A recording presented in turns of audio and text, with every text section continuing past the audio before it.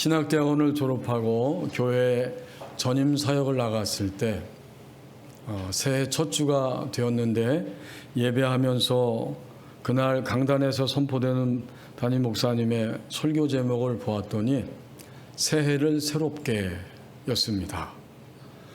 새해가 오면 누구든지 지나간 한 해와는 다르게 살고 싶고 또 그렇게 살아야겠다는 결단을 하게 되죠. 그래서 그날 설교 제목이 새해를 새롭게 였습니다.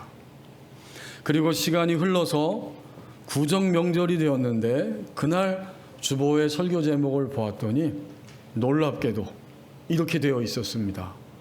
새해를 다시 새롭게. 신정도 새해지만 구정도 새해구나. 좋은 의미에서 다시 한번 새해를 다시 새롭게 한다는 그런 의미를 담았구나 하는 생각을 한 적이 있습니다. 우리는 새해를 맞이해서 내 생각도 또 나의 몸도 행동도 새롭게 되기를 소원하고 이미 결단하고 이 한 해를 맞이하고 시작하였을 것입니다. 그렇지만 우리가 새해를 이야기하기 전에 오늘 주신 창세기 3장 9절에서 11절 말씀에 보면 인간은 본래 정상적인 상태로 존재하였습니다.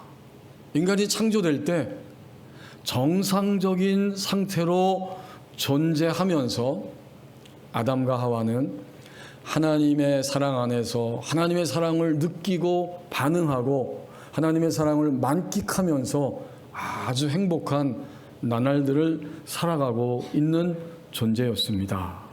한 번은 하나님이 아담에게 창조하신 피조물 가운데 동물과 공중의 새들을 다 이끌고 오셨어요. 하나님 마음은 나의 사랑하는 자녀 아담이 내가 창조한 이 피조물들의 이름을 무엇이라고 짓는지 보고 싶으셨던 것입니다. 그래서 창세기 2장 19절에 보면 각종 들짐승과 공중의 새들의 이름을 지어주는 장명가로서 아담이 그날 하루를 지나가게 되었다라고 말씀합니다. 하루 이틀 시간이 흘러서 얼마나 되었는지 알 수 없지만 오늘 본문에 보면 9절 말씀에 하나님이 굉장히 분명하고 엄한 목소리로 어떻게 된 일인지 아담을 소환해서 물어보시고 대답을 요청하십니다. 그 질문이 무엇이죠? 아담아, 내가 어디 있느냐? 이 말씀은 당연히 아담이 있는 장소를 몰라서 질문하신 것이 아니고 지금 아담 내가 처해 있는 삶의 상황과 너와 나와의 관계성 안에서 너의 자리가 너의 정체성이 지금 어디 있느냐라는 사실을 묻고 계셨던 것입니다. 내가 동산에서 하나님이 움직이시고 다가오시는 목소리를 들었기 때문에 두려워하여서 숨었습니다. 거리낌 없이 항상 언제든지 하나님을 대면하고 하나님과 함께 교제하면서 살았던 아담과 하와가 드디어 거리감이 생기고 단절감을 느끼게 되고 심지어는 11절에 있는 말씀처럼 두려움 가운데 떨어지게 되었습니다. 그리고 두려움의 원인을 11절에서 말씀하죠. 내가 벗었으므로 두려워하여 숨었습니다. 그랬더니 하나님이 누가 너의 벗었음을 너에게 알렸느냐? 내가 먹지 말라고 명령한 금단의 열매, 선악을 알게 하는 그 나무의 열매를 내가 먹었느냐?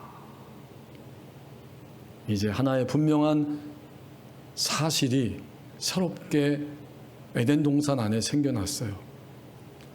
분리, 틈, 간격, 두려움 이런 것들이 전혀 없는 동산이었는데 하나님이 창조한 아담과 하와 사이에 분리가 생기고 틈이 생기고 또 간격이 생기면서 두려움 가운데 떨어지게 되었습니다. 죄는 무엇인지 아십니까? 오늘 본문이 죄가 뭔지를 우리에게 보여주고 있잖아요. 죄는 바로 하나님에 의해 처음 창조된 상태에서 분리되어 나간 것이 죄입니다.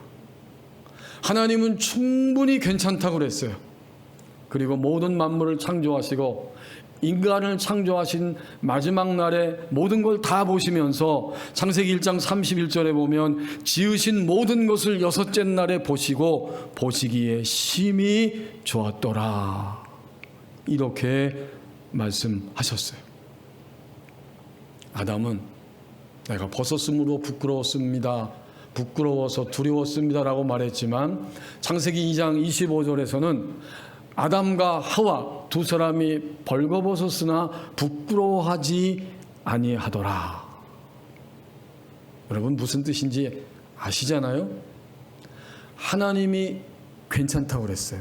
하지만 선악과를 따서 먹은 이후에 마침내 죄가 세상 안에 들어오게 되었고, 그들은 더 이상 하나님이 금하신 선악과를 따먹는 순간 하나님이 보시는 눈, 하나님의 시야로, 하나님의 관점으로 모든 것을 바라볼 수 없게 되었습니다.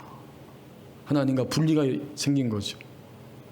그러니까 하나님의 시야, 하나님의 관점을 가지지 않고 살게 된 것이 죄입니다. 창세기 2장 17절 말씀에 선과 악을 알게 하는 나무 선악과를 이야기하는데, 선악이란 말은 곧 긍정적인 것과 부정적인 것이라는 의미이고, 이것은 모든 것이라는 뜻을 담고 있습니다. 세상에 무엇이 있는가?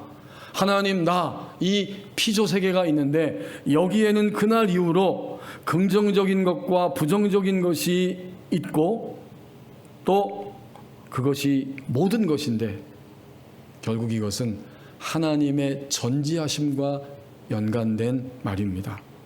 하나님은 전능할 뿐만 아니라 모든 것을 이미 한 번에 다 알고 계시는 전지하신 하나님이십니다. 그렇기 때문에 이로운 것과 해로운 것, 나쁜 것과 좋은 것이라는 의미가 이 선악이란 말에 담겨 있고, 인간에게 있어서 궁극적으로 이로운 것과 해로운 것, 좋은 것과 나쁜 것을 알 수 있고 판단할 수 있는 유일하신 분은 하나님 한 분입니다. 하나님의 관점만이 정확한 거죠. 근데 그날 이후로 선악과를 따먹는 순간, 여러분 쉽게 생각하세요. 그냥 나무 열매 하나님이 먹지 말라는데 먹어서 인간이 타락한 거야가 아니고, 하나님이 선이 무엇인지 악이 무엇인지 좋은 것이 나쁜 것이 무엇인지 인간을 향해서, 창조하신 피조생애를 향해서 하나님만이 유일한 기준이 되시는데, 그날 이후로 인간은 하나님과 똑같은 관점과 시야를 갖지 못하게 되었습니다. 하나님이 예스할 때에 예스할 수 없고, 하나님이 노라고 말씀하시지만 여전히 노라고 말하지 않고 앞질러서 옆으로 앞으로 뒤로 좌우로 뛰어다니면서 사는 비참한 인생이 된 것입니다. 그리고 마지막은 죽음으로 끝나는 것이 인간의 형편이 되었습니다. 자, 이런 모든 것을 이렇게 한 문장으로 표현할 수가 있지요.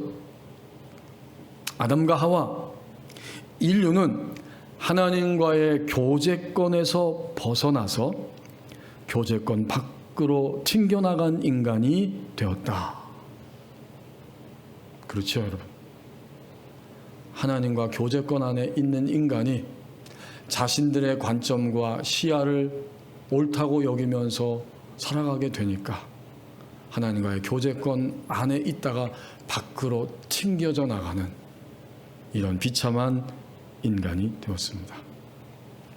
요즘은 우리 교우들이 익히 아시는 것처럼 24시간 생활이 연결되어 있어요. 여러분이 손에 주머니에 가지고 계신 핸드폰 하나를 켜면 어느 곳에 누구하고든지 초시간적, 초공간적 상태에서, 심지어는 얼굴과 얼굴을 보고 목소리를 들으면서 교통할 수 있고 교제권 안으로 들어가는 시대가 되었습니다. 저는 이런 시대를 살면서 이런 종종 생각을 합니다. 하나님의 백성이 된 우리가 이렇게 하나님과 핸드폰 하나를 가지고 24시간 교통하는 현대인처럼 24시간 하나님과 교제권 안에서 언제든지 얼굴을 대면하며 살아갈 수 있다면, 우리가 이런 존재라고 하면 얼마나 축복된 삶을 살 수 있을 것인가, 이런 생각을 종종 도전 속에서 해보게 됩니다. 여러분, 질문할 테니까 대답해 보십시오. 이렇게 24시간 하나님과 대면하면서 살면 얼마나 축복된 것인가, 이런 생각을 한 적이 있습니까? 작년 한 해 동안, 그리고 최근에 새해에 들어와서 몇 날 동안 그런 생각을 한 적이 있습니까? 동시에 그런 것을 믿고 있습니까? 더 나아가서 그런 세계를 사모하고 있습니까? 이게 첫 번째 질문이에요. 두 번째 질문은, 그렇게 되기 위하여 다가서며 실천하고 있습니까? 이 두 가지 질문에 대답해 보십시오. 지금 한 가지 확인되는 진리가 있는데, 오늘 본문 말씀에서 아담과 하와의 행동을 보면서 어떤 인간도, 인류도 예외 없이 불신앙과 불순종의 죄로 떨어지면 하나님과의 교통, 교제가 희미해지고 단절되어진다 하는 원리입니다. 초등학생 아이를 키우는 이 엄마가 어느 날 아들이 그 작은 다육이 선인장을 선물로 받았다고 좋아서 집으로 뛰어 들어왔습니다. 그날 이후로 이게 마음에 드니까 아들은 열심히 가꾸고 보살폈어요. 하지만 얼마 지나지 않아서 이 선인장이 시들시들해지고 죽고 말았어요. 이 초등학생 아들이 실망이 돼서 화가 나서 엄마에게 질문을 합니다. 내가 얼마나 열심히 키웠는데, 내가 얼마나 이것을 좋아하는데 이렇게 죽고 말았는지, 이 이유가 뭐냐고 엄마한테 물었더니, 너무 사랑해서 그래. 이 아이는 물을 가끔 줘야 하는데 내가 물을 너무 자주 주어서 그렇게 된 거야. 그리고 엄마가 스스로 생각합니다. 내가 내 아이를 사랑하는 것, 이것처럼 쉽지 않다. 또 부모와 자녀 관계 속에서 사랑한다는 것은 결코 쉬운 일만은 아니다. 이렇게 깨닫게 되었다고 고백을 합니다. 바로 아동 심리학을 강의하고 가르치는 오정훈 교수의 고백이었습니다. 여러분, 사랑은 굉장히 쉽지 않아요. 왜 그렇게 되었을까요? 그것은 오늘 본문의 말씀 그대로 타락한 이후에 인간은 하나님의 관점, 시야를 빼앗겨버리고 잃어버렸기 때문에 서로 사랑하는 것도, 하나님을 사랑하는 것도 어렵게 되었습니다. 하지만 인간은 본래 정상적인 상태로 존재하였습니다. 12절에서 13절 말씀을 보십시오. 깨어진 상태를 풍성케 하는 길을 우리에게 보여주십니다. 12절 13절에서는 온통 깨어진 모습을 하나씩 생생하게 보여주고 있죠. 아담이 스스럼 없이 하나님과의 관계가 깨어졌고, 그가 깨어졌을 때에 자기의 파트너인 아내 하와의 관계가 깨어졌고, 사람과 사람 사이의 관계가 깨어지고 나니까 사람과 동물, 자연과의 관계도 깨어졌다고 하는 사실을 그대로 보여주고 있습니다.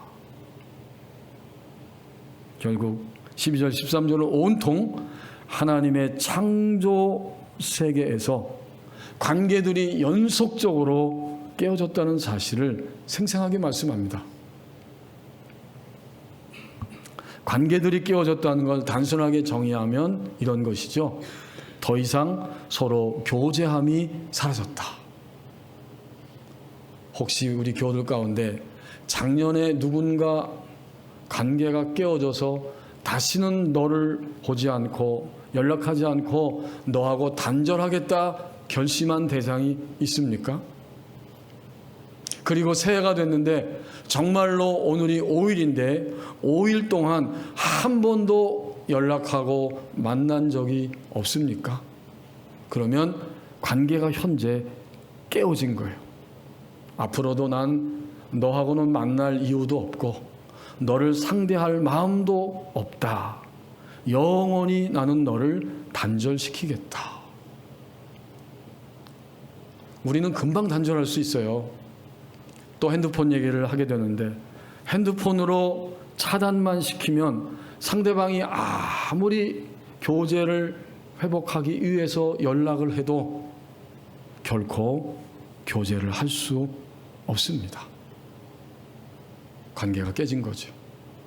오늘 본문에서 하나님과 인간 아담, 또 인간과 인간인 부부, 더 나아가서 이 사람들과 자연 만물 가운데 그 뱀과 관계가 완전히 깨어지고 말았습니다. 이것은 인간의 실태를 이렇게 보여주는 거예요. 앞으로도 인류가 지속되는 한 사람이 사는 곳에는 항상 관계의 위기가 찾아오고 교제함의 관계 속 있다가도 깨어져서 틀어지는 일들이 인간 세상에는 항상 있을 것이다.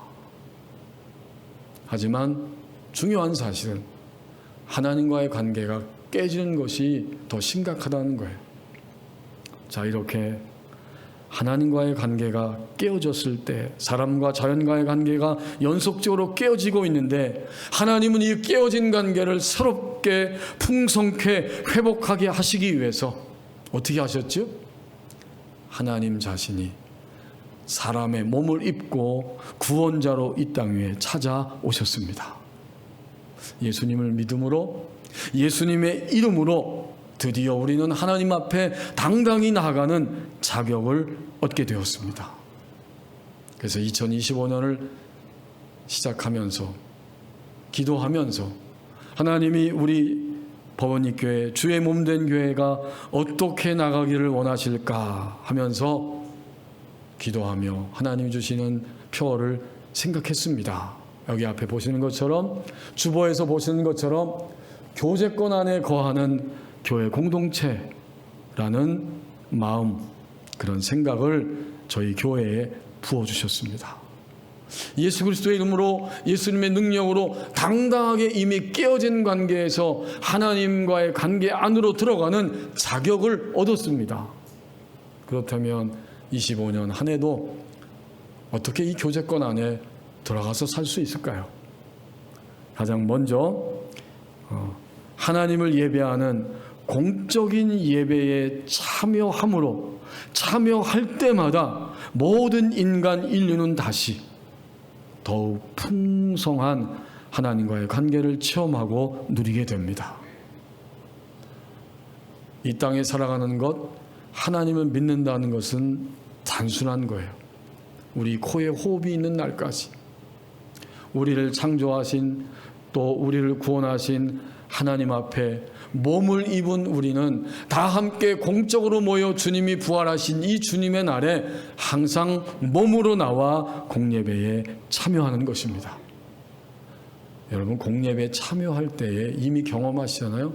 내가 일주일 동안 고민하고 있었던, 그리고 시야가 가려져서 잘못 생각하고 있었던, 붙잡혀 있고 또 매어 있었던, 그래서 관계성이 온전하지 못했던 것들이 생각나게 하시고 깨닫게 하시고 다시 소망 가운데 하나님의 사랑으로 들어가는 체험을 하게 됩니다. 25년 52주 동안 우리는 누구 때문이 아니라 나 자신이 바로 하나님 앞에 몸으로 나와 공적으로 예배하는 자리에 참여할 때 깨어진 관계가 다시 풍성함을 찾아가는 이런 체험 속에 있게 될 것입니다. 이게 그리스도인의 생명선이에요. 자, 이렇게 공적인 예배에 몸으로 참여하면서 우리는 두 가지 실천 목표를 정했습니다. 공적 예배에서 하나님과의 관계가 회복된 성도는 어떻게 될까요? 이제는 함께 목장 모임 안에서 자신 가운데 오늘 강단을 통해서 주신 말씀을 통해 찾아오신 하나님의 모든 사랑을 서로 그날 나누게 됩니다. 함께 나누는 거예요. 그래서 실천 목표가 목장 모임을 새롭게 하기입니다. 다른 게 아니에요.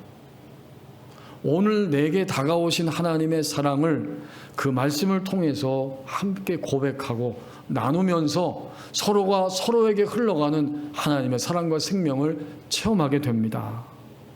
사실 말하지 않아도 인간은 이미 네트워크를 가지고 살아가요. 우리 법원의 교회 안에서 보아도 네트워크가 다 있어요. 공적인 예배와 남선교회, 여선교회, 목장 이런 것들이 있지만 가만히 보면 몇 사람이 늘 네트워크를 가지고 함께 모여서 교제하는 것을 제가 종종 목도하고 듣기도 합니다. 많지 않아요. 한두 명, 또 좀 더 되면 서너 명 되죠. 그 자리에서 교제할 때 그 교제권 안에서는 마음속에 있는 이야기를 다 털어놓더라고요. 쓰린 거, 아픈 거, 억울한 거, 화난 거, 더 나가서 너무 기쁜 거, 신나는 거, 모든 이야기를 그 한두 사람에게는 다 털어놓습니다. 이 긍정적이죠. 당연하죠. 인간은 이렇게 교제권 안에 있는 존재입니다. 우리 교우들도 남선교회에서 하는 이야기, 여선교회에서 하는 이야기, 교회 전체에서 하는 이야기도 있지만 그 네트워크 안에 들어가서 하는 이야기는 또 다른 이야기를 하고 있습니다. 이게 관계예요. 그런데 주님을 믿는 성도들이 자기가 일생 동안 섬기는 교회 안에서 하나님을 예배 속에 대면하고 같은 교우들 안에서 목장 안에서 이런 이야기를 함께 내어놓고 위하여 위로하고 기도하며 간증하며 서로가 서로에게 흘러가는 하나님의 생명을 확인할 수 없다면 그것은 정상적이지 않습니다. 만약 목장 안에서 주의 몸된 교회 안에서 서로 기도하며 함께 나눌 수 없다면 다른 곳에 가서 나누게 될 텐데 그것은 대단히 안타까운 일입니다. 주님이 일생 동안 믿음 생활하게 하신 공교회 안에서 그 목장 안에서 서로의 속을 드러내고 위하여 기도하는 나눔 속에 목장에는 누가 주인공인지 아십니까? 목장에는 주님의 이름으로 모일 때에 예수님이 거기에 임재하십니다. 공적인 예배에도 삼위일체 하나님이 당연히 찾아오시고 목장 안에서도 함께 말씀을 통해서 삶을 나눌 때 예수님이 주인공으로 그곳에 오셔서 우리의 몸을 치유하고 마음을 치유하고 영을 치유하시면서 거기에 찾아와 임재해 주십니다.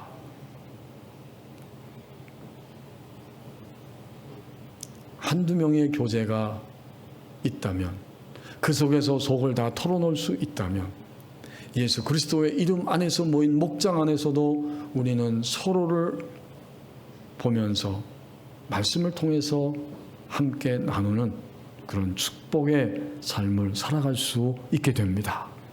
제가 말씀을 받아서 준비하다가 가만히 보니까 깨달은 게 있어요. 인류 최초의 목장은 아담과 하와 두 사람이었다. 두 사람이면 충분합니다. 근데 우리는 샤머니즘의 영향도 있기는 해요. 다는 아니겠지만 옛날부터 무당과 그런 구슬하면서 그 굿판이 큰 것을 생각해요. 그런 영향이 어느 정도 있습니다. 숫자가 문제가 아니에요.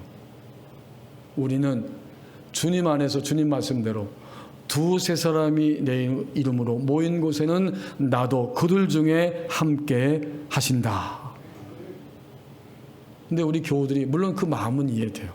하지만 2명이면 목장은 충분합니다. 여러 명이 모이는 게 아니에요. 그래서 예수님도 성경에 보면 끊임없이 구약시대부터 12명의 그 숫자가 등장하는데 맥시멈 최대한이 12명이고요. 벌써 7, 8명만 돼도 그 목장은 분가해야 할 준비를 하게 됩니다. 중요한 건 숫자가 아니에요. 우리가 주의 이름으로 모일 때 아담과 하와가 인류 최초의 목장이었고 거기서 말씀을 통해 삶을 나누는 일들이 있어야만 했고 우리도 그날 주신 강단의 말씀을 통해 하나님 내게 이렇게 다가오셨고 이렇게 책망하셨고 이렇게 고쳐주셨다고 하는 사실을 주 예수 그리스도의 이름 안에서 나누는 것이 가장 온전하고 완전하고 생명적입니다.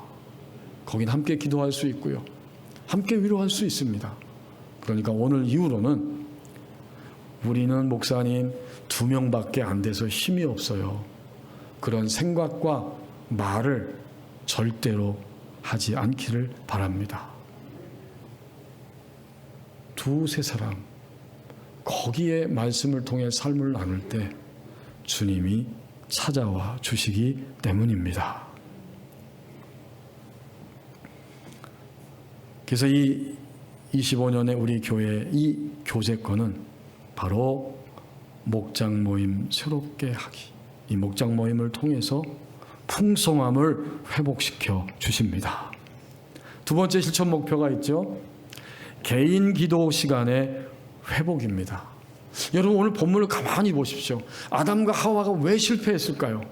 성경에 그런 기록이 나와 있지 않지만 능히 상상할 수 있고 깨닫게 되었습니다.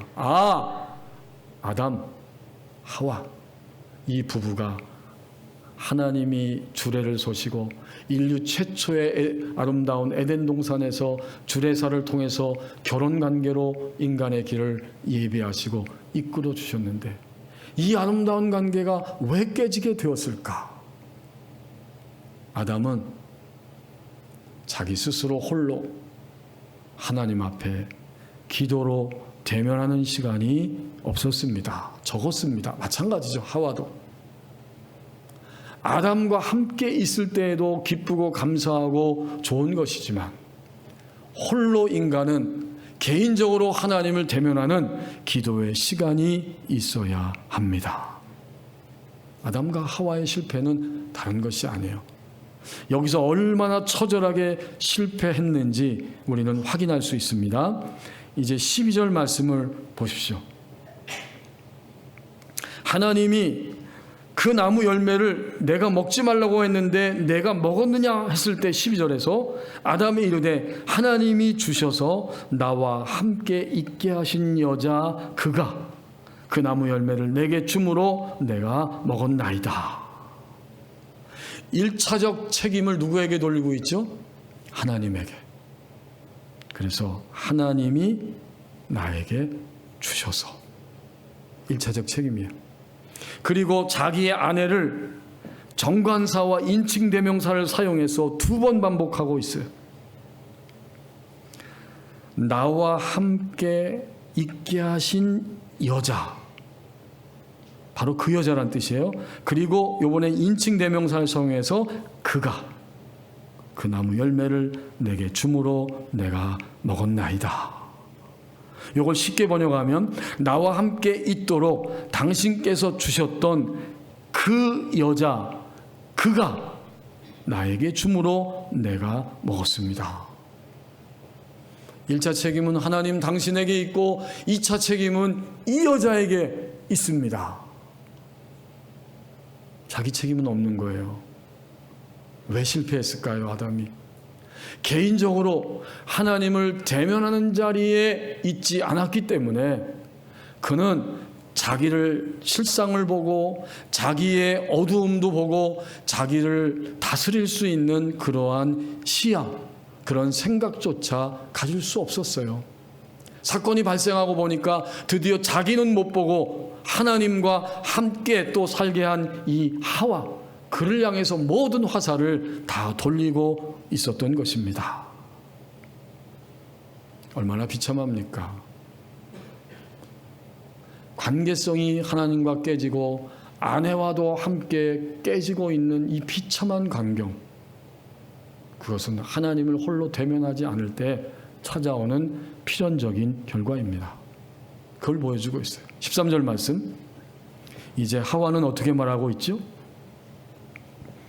아담의 이야기를 듣고 하나님이 여자에게 이르시되 내가 어찌하여 이렇게 하였느냐? 여자가 이르되 뱀이 나를 꿰물어 내가 먹었나이다. 이 나를 꿰물어라는 말의 정확한 의미는 이런 뜻이에요. 나로 하여금 길을 잃게 하였다. 내가 길을 잃었다는 게 아니에요. 하와의 이야기도 하나님, 내가 길을 잃었습니다 라고 말했으면 얼마나 좋았겠어요. 얼마나 정확했겠어요. 그러나 뱀이 나를 깨물어 곧 나로 하여금 길을 잃게 하였기 때문에 내가 먹었습니다. 여기서 우리는 깨어짐의 비참함을 보고 있습니다. 하나님과 깨어지고 하나님이 다가오셨지만 결국은 하나님에게, 그리고 함께 사는 동료 인간에게, 그리고 그 하와는 또다시 하나님 창조하신 피조물 가운데 동물인 뱀에게 변명과 책임을 전가시키고 있었습니다. 2025년을 우리 교제권 안에 거하는 공동체, 그리고 나 한 사람이 이렇게 교제권 안에 살기 위해서 필수적인 것이 있다면, 시간 안에 사는 우리는 시간 속에서 개인 기도의 시간이 반드시 회복되어야만 합니다. 거기서 겉으로 닥쳐온 모든 사건과 쓰라림과 많은 일들이 있지만 그 개인 기도의 시간, 무릎을 꿇음을 통해서 하나님이 비춰주시는 나 자신에 대한 실상을 볼 수가 있기 때문입니다. 우리는 더욱 겸손하고 정직할 수밖에 없습니다. 당신이 나를 피해준 것도 맞고 이것도 맞고 저것도 다 많은데, 그렇다면 하나님 앞에서 나의 실패는 무엇인가? 그것은 개인 기도 시간에 하나님을 대면하고서야만 보여질 수 있는 것들입니다. 이제 우리는 더 이상 핑계를 대거나 책임을 전가시켜서는 안 될 것입니다. 왜냐하면 하나님은 그런 실패와 쓰라림 속에서도 나에게만 비춰주셔야 할 빛이 있기 때문입니다. 이것이 선악과의 의미이고, 하나님만이 인간에게, 너에게, 나에게 있어서 가장 이로운 것이 무엇인지 아시고 가장 잘못된 것이 무엇인지를 하나님만이 유일한 기준을 가지고 판단하실 수 있는 분이기 때문에 그 하나님 아버지 앞에 나가 남편도 아내도 다 각자 무릎을 꿇고 하나님을 대면할 수 있을 때 우리는 실패를 반복하지 않고 실패가 점점 적어지는 축복의 날들, 관계가 풍성해지는 그 날들을 살아갈 수 있을 것입니다. 상상할 수 있죠. 아담과 하와가 즉시로 저 때문입니다, 저에게 이런 면이 있었습니다 라고 주님께 바로 호소하며 고백하며 돌이켰다면 인류의 방향은 달라졌을 것이고, 틈, 간격, 분리, 깨어짐이 아니라 다시 하나님의 회복시키는 풍성함을 이전보다 더 누리게 되었을 것입니다. 이제 25년은 각자가 기도함으로 서로가 더욱 풍성한 관계 속으로 들어가라고 말씀하십니다. 교제권은 이것입니다. 공적인 예배 참여와 또 함께 주신 은혜를 나누는 목장의 모임과 개인 기도의 시간, 바로 이것을 통해서 깨어진 관계를 하나님이 풍성하게 하시는 길을 보여주십니다. 이어령 선생님이 초등학생을 위해 쓴 우물에 빠진 당나귀라는 글에서 당나귀 이야기가 나오더라고요. 어느 날 이 당나귀가 마른 우물에 빠졌습니다. 주인이 생각할 때 당나귀는 더 이상 저 깊은 마른 우물에서 빠져나올 수 없어서 죽겠구나. 어떡할까? 우물도 말라서 깊고 당나귀도 많이 노쇠했으니까 차라리 그냥 이 우물을 흙으로 덮어야겠다 판단하고 마을 사람들을 다 불러서 함께 우물을 흙으로 덮기 시작했습니다. 이제 시간이 점점 가면서 우물에 흙이 계속해서 던져지고 있어요. 주인은 생각하기를 이쯤 되면 이제 나귀는 묻혔겠구나 생각하고 우물 안을 이렇게 가서 내려다보는데 상상할 수 없는 일이 벌어지고 있었습니다. 당나귀는 동물이지만 결코 낙심하거나 피곤해하지 않습니다. 그가 하는 동작이 굉장한 충격을 주었습니다. 그냥 나귀는 제자리에 서서 걷기만 하고 있었습니다. 당나귀는 쏟아지는 흙을 몸으로 털어내면서 발로 흙을 다져 밟고 점점 더 위로 올라오고 있었던 것입니다. 마침내 당나귀는 우물 바깥으로 스스로 빠져나올 수 있게 되었습니다. 죽음의 위기를 극복하고 결코 낙심하지도 않고 평안한 모습으로 그저 밟고 밟더니 해방의 길로 나오게 되었습니다.